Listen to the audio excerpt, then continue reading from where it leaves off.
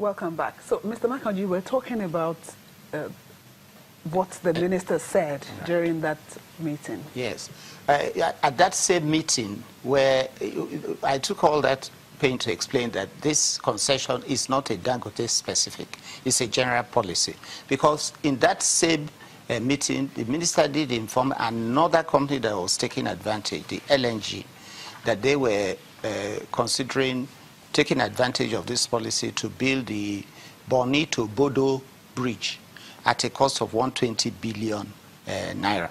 So at that same event, he mentioned that, just to confirm that there is a policy that is open and is not Dangote specific. Yeah. I then go on quickly, to state that road construction is not Dangote's business.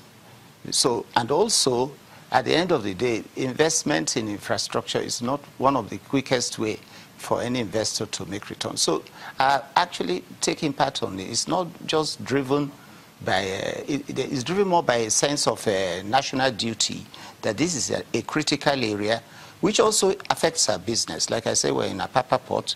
Okay. We're also doing a road. Let's talk about this particular 35-kilometer road. Right. What the agreements are. To be specific about that, for a start, number one, no contract has been signed. I can categorically state that. No contract has been signed, because at that same meeting, the minister pointed out that they are still going to do the design and agree the scope. So you can't sign a contract until the value of the project is agreed between both parties. So that was not correct. There was no contract signed.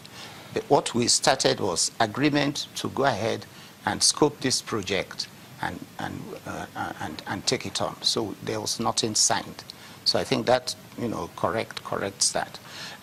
Also, in terms of what we are doing on in this area in road construction, it's not only the Apapa network we're looking at. We're already actually reconstructing the Apapa Wharf Road.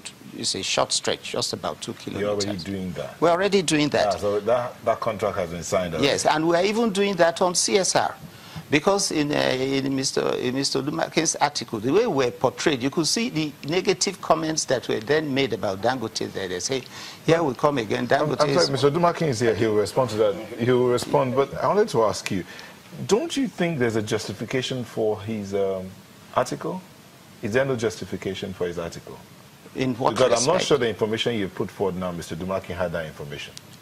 But information I'm putting forward now was available at the same event he was reporting on. Mr. Dumakin. Well, to start with, let me quote the minister verbatim. I'm pleased to inform you, this was this day, September 17.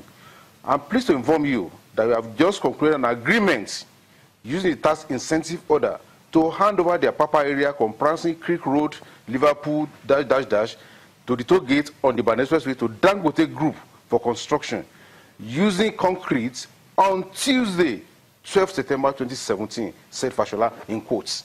Those are his words. Now, let me first assure Engineer Makoju that this is not about being against Dangote. And when you say negative comments, those are leaders. The issues I raised are very clear. And it's not about Dangote, it's about the fact that even the National Assembly needs to do oversight over this. Because even appropriating money is not the duty of the executive. What's been done here, when you say, okay, company should go and take road, you are giving this incentive and the rest of it, you are appropriating money. The National Assembly is the organ that can appropriate funds of the federal government. And now, there are disparities here. Now, what Enjama Kuju is saying here confirms what the minister is saying, and what they are saying that, okay, yes, there's a policy of incentive which they are tapping into. But I think when Mr. Edwin from Dangote Group addressed a press 2 days ago, and he said a different thing. What he was saying was, no, there's no 10 years. What we are doing is that we are going to fix this road. At the end of the road, after we have completed the road, in the first year, we deduct 50% of our costs. Then, the second year, 25%. The third year, 25%. From their tax. From their tax. So they're actually paying tax. Yes. So it's not that's what, but the issue here is a 10-year tax relief, which they are saying that they are not getting. So there's a gap between what the minister is saying, what Dangote Group is saying. Okay, Mr. Makonju is here. Yes. Maybe he can, just give an insight very briefly on this particular one that he has raised. Okay. It may look like what is actually on the ground is there's an existing tax incentive policy, which has met all those criteria you met. It's even gazetted. Even this administration inherited it. It's already existing. It has gone through all those processes of the various tiers of government. So I think, let me make that clear, that this is not just something that is being floated now. And in that existing policy, like Edwin said, he is correct. What we have at the moment, and we're actually even using it in Obajana now, what it is that you will invest in infrastructure, and he's correct. What is stated in the existing policy is you recover your costs in tax rebates over 3 years. That's existing. And the first year, you recover 50%.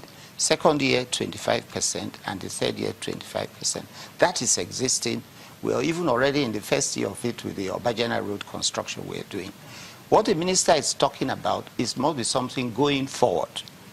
That is, we're not into that 10-year thing at the moment. In fact, he was using that platform, to inform the public. But what is existing, which is covered by legislation, and as you said, appropriation and Bureau for Procurement goes through all the processes, is that 3-year recovery plan. Now, the thing is, there's a question I'm going to ask now, but I wish the Ministry of Works and Power and Housing was here.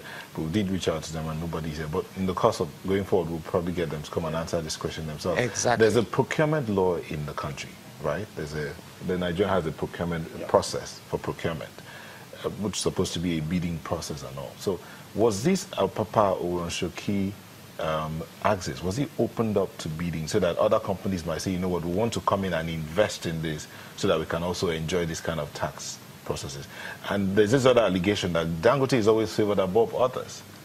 You put your finger, that is the impression we want to correct. So you're being favored above No, on the contrary, I thought I've gone to great lengths to make it clear this morning that what we are taking advantage of is not Dangote specific.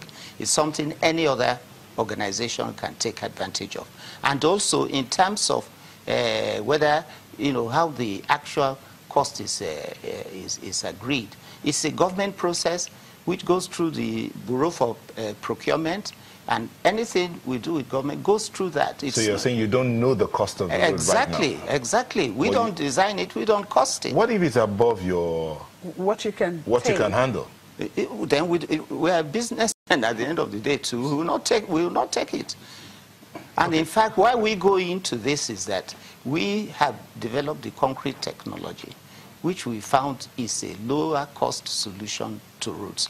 We don't just go into any business without studying it. Okay. And we really believe in the long run, we can bring down the cost of infrastructure. We can guarantee that for any road, we can build it at a cost lower than what government Dangote is now going into construction, and you're saying that this is like your experimentation base? We have started doing, it's not experimenting. We built a 34-kilometer road in Ibeshe at a cost of 2.69 billion CSR. So what do you think this will cost Dangote, for instance, if you are interested in taking it up as it is? Yes. What, that estimation that you think, okay, the company would be able to spend so amount on this particular road? On any road, we have our own engineering team. We'll do the design and cost it. Well, at what stage are you now with the design? It's after that meeting with the minister, we'll get the details from the ministry. They have to give us the plans, and we are in that process now. Okay. Then we do our own process, and government will do their own process. And Mr. Odumake raised something earlier, talking about not, knowing the tax status, for instance, or the tax portfolio of Dangote, the cost right of the road. No, he's talking about the cost of the road to be handled by the ministry. They don't know that yet. The ministry is yet to give. And you have handed over the road already when you don't know the cost. Well,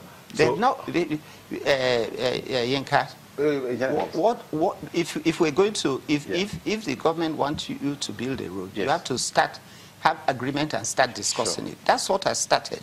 Okay. In the end of it, you know, if we can't agree, we will not even build the road. That's why I say we have not signed, there's no contract signed yet. I think we should get it right. Well, I think it's also important for We have to go, but we in one minute. second. It's important for the Ministry of Works Exactly. to be involved in this. Because you are right. There are different impressions on the ground, and this is not how to run the country. But most importantly, the larger issue for us is that that's the load that we need to put in ports. The federal government every year take billions of naira from that place. This year, there's a report saying it now that the port authority said they are generating 170 billion, they spend 140 billion naira out of it. Now, this is why we are calling for restructuring. You cannot sit in Abuja and be running the open like this thing. You take a whole lot of money, you cannot fix the road. You are not giving it to private concern. All right. These are the larger issues you are talking about. Mr. Marco, do you want to say anything before we go? I'm not government. Yeah. You're not government. not you want to for say government, anything on about behalf before we of go Dangote. in 30 seconds? Closing statements? Yeah. No, the closing statement really is that I think when in moving this country forward, we all play various roles. An organization like Dangote, I believe you will agree, you know, if you look at its contributions to national development, we need to be encouraged to do more. All right. Thank you. That is just, and I'm sure Yinka will agree with me. Thank you very much. Engineer Joseph Makoju, Honorary Advisor to the President and CEO of Dangote Group. Thank you for joining us. And Yinka Odumakin, Human Rights Activist. Thank you both for sharing your thoughts. Thank you. So nice to be back in a moment. Please don't go away.